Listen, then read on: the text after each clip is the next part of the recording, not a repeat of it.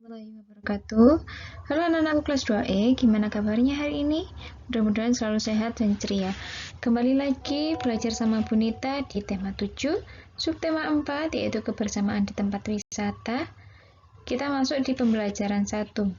Nah, anak-anak, sebelum kita mulai pembelajaran hari ini, ayo bersama-sama kita baca basmalah. Semoga kita diberi kemudahan sama Allah untuk menuntut ilmu. Bismillahirrahmanirrahim. Materi yang akan kita pelajari hari ini yaitu ada matematika, menjelaskan pecahan menggunakan benda konkret dalam kehidupan sehari-hari.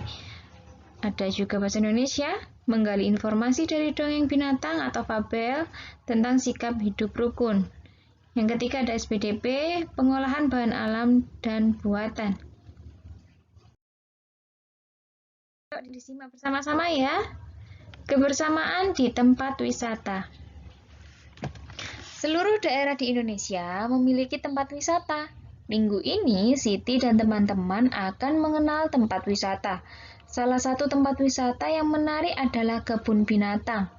Di kebun binatang, siswa dapat melihat lebih dekat binatang yang mereka sukai. Nah, itu adalah kegiatan Siti bersama teman-temannya. Ya, mereka mengunjungi kebun binatang Nusantara. Di sini ada asal-usul kota Surabaya. Dari kalian ada yang pernah ke Surabaya? Iya, udah pernah melihat lambang itu ya di kota Surabaya? Dahulu di lautan luas sering terjadi perkelahian antara ikan hiu, sura, dengan buaya. Mereka berkelahi hanya karena berebut mangsa. Keduanya sama-sama kuat, sama-sama tangkas, sama-sama cerdik, sama-sama ganas dan sama-sama rakus. Sudah berkali-kali mereka berkelahi, namun belum pernah ada yang menang ataupun yang kalah. Akhirnya mereka mengadakan kesepakatan. Sura, aku bosan terus-menerus berkelahi buaya. Buaya, aku juga Sura. Apa yang harus kita lakukan agar kita tidak bertengkar lagi? Sura, untuk mencegah perkelahian di antara kita, sebaiknya kita membagi daerah kekuasaan menjadi dua. Aku berkuasa sepenuhnya di dalam air dan harus mencari mangsa di dalam air. Sedangkan kamu berkuasa di daratan dan memangsamu harus yang berada di daratan. Sebagai batas antara daratan dan air, kita tentukan batasnya, yaitu tempat yang dicapai oleh air laut pada waktu pasang surut. Buaya, baiklah, aku setuju gagasanmu itu. Adanya pembagian wilayah kekuasaan, maka tidak ada lagi perkelahian antara sura dan buaya. Keduanya telah sepakat untuk menghormati wilayah masing-masing. Namun pada suatu hari, ikan hiu sura mencari mangsa di sungai. Hal ini dilakukan dengan sembunyi-sembunyi, agar buaya tidak mengetahui. Mula-mula hal ini memang tidak ketahuan, tapi pada suatu hari buaya memergoki perbuatan ikan hiu sura ini. Tentu saja buaya sangat marah melihat hiu sura melanggar janjinya. Hai Sura, mengapa kamu melanggar peraturan yang telah kita sepakati berdua? Mengapa kamu berani memasuki sungai yang merupakan wilayah kekuasaanku? Aku melanggar kesepakatan. Bukankah sungai ini berair? Bukankah aku sudah bilang bahwa aku adalah penguasa di air? Apa? Sungai ini tempatnya di darat, sedangkan daerah kekuasaanmu ada di laut. Berarti sungai ini adalah daerah kekuasaanku. Tidak bisa. Aku kan tidak pernah bilang kalau di air itu hanya air laut, tetapi juga air sungai. Kamu sengaja mencari gara-gara, Sura? Tidak, kukira alasanku cukup kuat dan aku memang di pihak yang benar. Kau sengaja mengakaliku. Aku tidak sebodoh yang kau kira. Aku tidak peduli kau bodoh atau pintar. Yang penting, air sungai dan air laut adalah kekuasaanku. Mau mengalah, maka pertempuran sengit antara ikan hiu, sura, dan buaya terjadi lagi. Pertarungan kali ini semakin seru dan dahsyat. Buaya mendapat gigitan hiu sura di pangkal ekornya sebelah kanan. Selanjutnya, ekornya itu terpangkas, selalu membengkok ke kiri. Sementara ikan sura juga tergigit ekornya hingga hampir putus. Lalu ikan sura kembali ke lautan. Buaya puas telah dapat mempertahankan daerahnya. Pertarungan antara ikan hiu yang bernama Sura dan buaya ini sangat berkesan di hati masyarakat Surabaya. Oleh karena itu, nama Surabaya selalu dikait-kaitkan dengan peristiwa ini.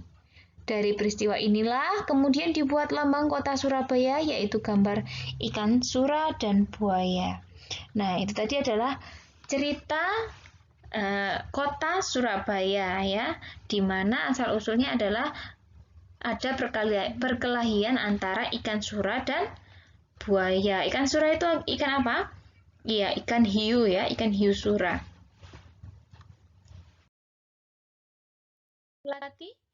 Jawablah pertanyaan-pertanyaan di bawah ini sesuai dengan bacaan yang tadi, ya.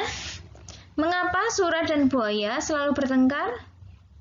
Karena berebut wilayah kekuasaan. Bagaimana cara mereka menyelesaikan perselisihan mereka? Mereka membagi wilayah kekuasaan menjadi dua bagian sama besar.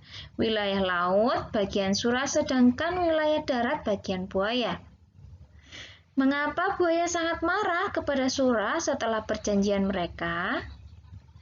Karena sura melanggar janji, karena dia mencari makan di sungai tadi, ya. Yang keempat, kisah sura dan buaya sering dikaitkan dengan asal-usul kota Surabaya. Yang kelima, bagaimana pendapatmu agar kita bisa hidup bersama? Saling menghargai, jujur, dan rukun. Ya, kalau misalnya tadi itu kehidupan hiu dan buaya itu rukun, menghargai, jujur, ya, tentang pembagian wilayah, misalkan dia berlaku dengan jujur, maka akan membuat hidup menjadi lebih tenang, bisa hidup bersama tanpa harus ada yang terluka. Hiu, sura, dan buaya sepakat membagi dua wilayah, bagian laut wilayah sura, darat wilayah buaya, seperti contoh yang ada di gambar ini. Ini adalah gambar yang pertama adalah wilayah sebelum disepakati. Kemudian dibagi menjadi dua, sama banyak, ya, menjadi dua wilayah. Jadi masing-masing wilayah buaya adalah setengah bagian, dilambangkan 1/2, ya. Wilayah hiu sura adalah setengah bagian, dilambangkan juga 1/2. Coba kita kerjakan. Nyatakan gambar yang diarsir di bawah ini dalam pecahan. Soal yang pertama, ada berapa bagian itu? Iya, 4. Berarti yang diarsir 1. Berapa pecahannya? 1/4. Pinter. Kemudian gambar nomor 2, yang nomor 2. Dibagi menjadi berapa bagian? Iya, menjadi 3 bagian. Yang diarsir sebanyak 1/3. 1 dari 3 bagian. Nomor 3, ada dibagi menjadi 2 bagian yang sama besar. Jadi yang diarsir menunjukkan setengah bagian, ya, atau 1/2. Pasangkan gambar dengan pecahan yang sesuai. 1/2 dengan yang mana? Iya, gambar yang kedua, ya. 1/3 dengan gambar ketiga. 1/4 dengan gambar pertama. Setiap siswa harus mengenal makhluk lain. Siti melihat banyak hewan di kebun binatang. Setiap siswa harus menyayangi hewan. Hari ini siswa mengerjakan tugas secara berkelompok. Setiap kelompok harus bekerja sama. Tugasnya adalah membuat prakarya dengan bahan alami. Sebelum membuat prakarya, setiap kelompok menyiapkan bahan. Bahan-bahan yang digunakan adalah tanah liat dan pewarna. Siswa membeli bahan dari pasar. Kasih buaya dari tanah liat. Coba ini ya. Alat dan bahan tanah liat secukupnya, pelumas atau minyak goreng, cat, alas atau triplek yang lain dan lain-lain. Ada air. Langkah membuatnya, siapkan bahan dan alat yang diperlukan. Ambil tanah liat secukupnya, lenturkan tanah liat di triplek agar lentur dan mudah dibentuk. Lumuri dengan minyak goreng supaya tidak lengket. Bentuk bagian-bagian buaya seperti gambar nomor 1 sampai 7. Perhatikan ya.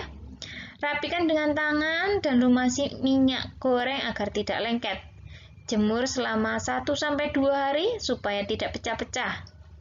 Amplas permukaannya supaya halus. Diamplas itu berarti digosok ya. Cat sesuai keinginan dan keringkan. Alhamdulillahirrabbilalamin, pembelajaran kali ini telah usai. Kita lanjut ke pembelajaran 2 ya. Tetap semangat, sehat, dan ceria. Wassalamualaikum warahmatullahi wabarakatuh.